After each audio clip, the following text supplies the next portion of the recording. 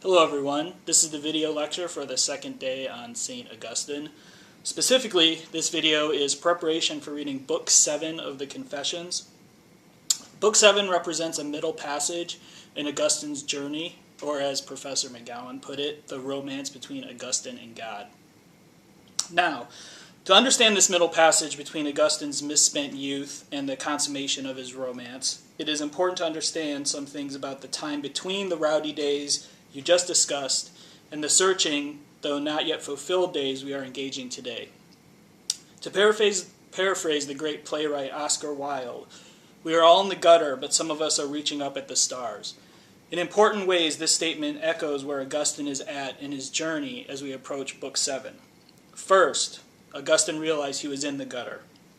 Second, he reached up at the stars, searching for a way out of that gutter.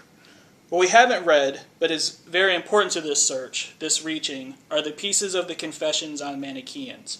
For a period of time, a decade give or take, after he realized he was in the gutter, Augustine turned to the Manichaeans for answers. Who were the Manichaeans? From the discussion in your class on Gnostic dualism, Manichaeans should make perfect sense. In fact, some would argue, myself among them, the Manichaeans are the fullest, most comprehensive, and most convincing expression of Gnostic dualism. When it comes to Gnostic dualism, the Manichaeans are the real deal. There are a few points about the Manichaeans that are helpful for understanding Augustine and the readings for today.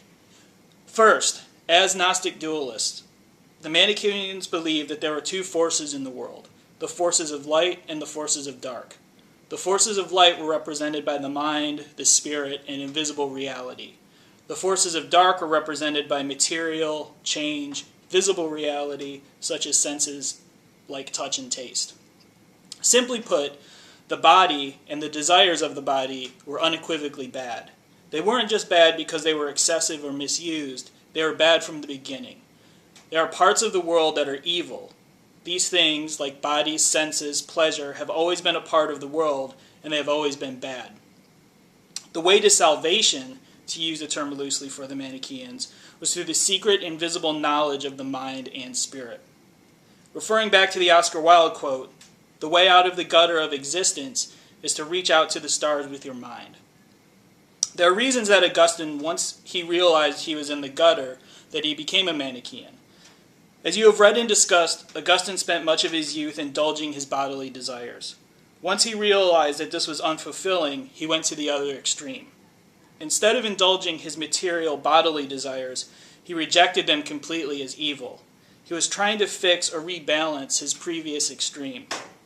But as you read further, Augustine realizes that this was akin to swatting a fly with an axe. This leads to today's readings. Here are some things to keep in mind.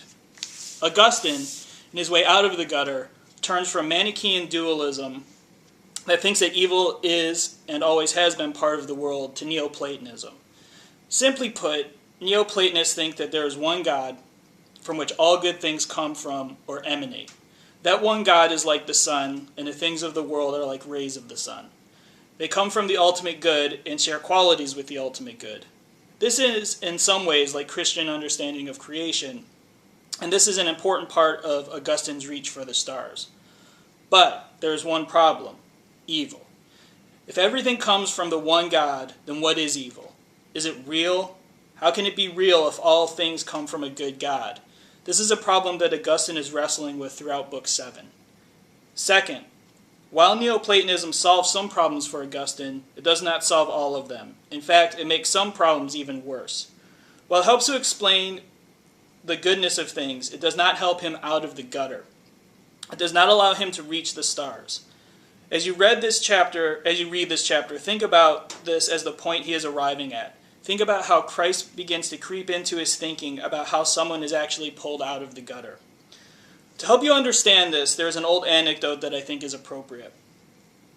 A man falls into a manhole, and he is calling for help. A passerby hears him, and the man says, "Pull me up." Instead, the passerby throws him a piece of fruit and leaves. Though grateful, the man is still in the manhole. He keeps calling for help, and a professor walks by and hears him. The man says, "Pull me up." Instead, he throws him a note. The note reads, "Don't worry, just think about being someplace else." Though somewhat comforting, that he's still in the manhole.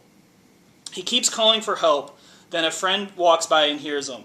The man says, "Pull me up." Instead, the friend jumps in. The man says, "Are you crazy? Now we're both down here." The friend says, "I know, but I was here once before, and I know the way out." As you read, think about how this relates to Christ in humility and how Augustine begins to understand Christ in a new way. Thanks, and good luck.